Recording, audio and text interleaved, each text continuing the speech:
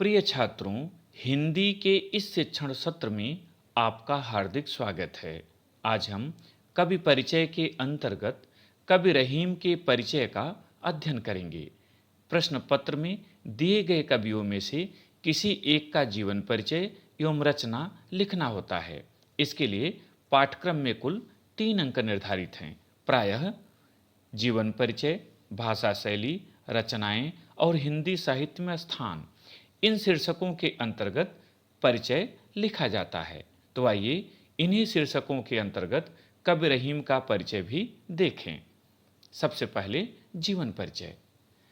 अकबर के नवरत्नों में परिगणित ब्रज, अवधी एवं खड़ी बोली में रचना करने वाले भक्ति काल के कृष्ण भक्त कवि रहीम का जन्म सन 1556 ईस्वी में लाहौर में हुआ था। इनका पूरा नाम अब्दुर रहीम खान खाना था। इनके पिता बैरम खां अकबर के संरक्षक थे। पिता की मृत्यु के बाद बादशाह अकबर ने इनकी शिक्षा दीक्षा की व्यवस्था की।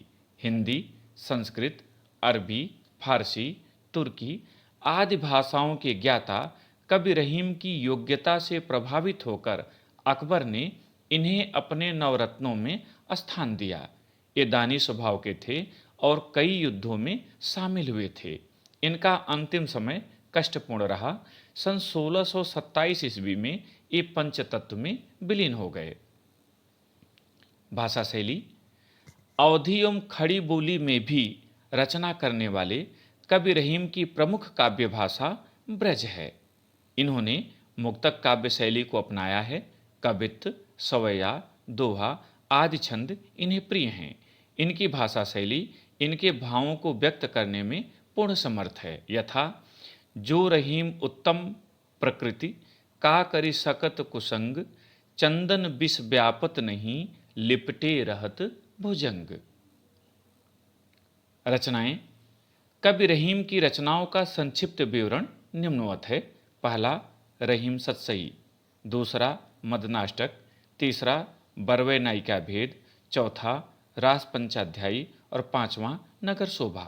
ये इनकी प्रमुख काव्य रचनाएं हैं। चूंकि परीक्षा में इनका विस्तार नहीं करना है, इसलिए इन पर विस्तार हम आपको नहीं दे रहे हैं, किंतु आप जाने कि इनमें क्या है। तो सबसे पहले रहीम सतसई। रहीम सतसई नीत के दोहों का संकलन ग्रंथ है।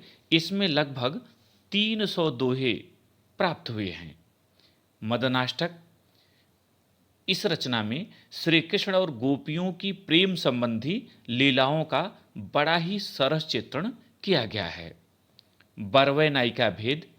इसमें कवि ने नायिका भेद का बरवै छंद में वर्णन किया है।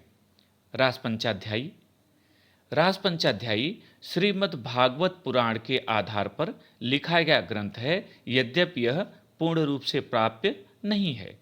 एक तरह से कह लें यह अप्राप्त है। नगर शोभा। इसमें कवि ने विभिन्न जात की स्त्रियों की सुंदरता, स्वभाव आदि का वर्णन किया है, किंतु आप परीक्षा में केवल रचना का नाम लिखेंगे, विस्तार नहीं करेंगे। हिंदी साहित्य में स्थान। कवि रहीम ने मुसलमान होते हुए भी हिंदी में जो उत्कृष्ट काव्य रचना की है, उसके लिए ये सदैव स्मरणीय रहेंगे। वस्तुतः इनका हिंदी साहित्य में अद्वितीय स्थान है। प्रिय छात्रों, मुझे उम्मीद है कि आपको कवि रहीम का पूरा जीवन परिचय समझ में आ गया होगा।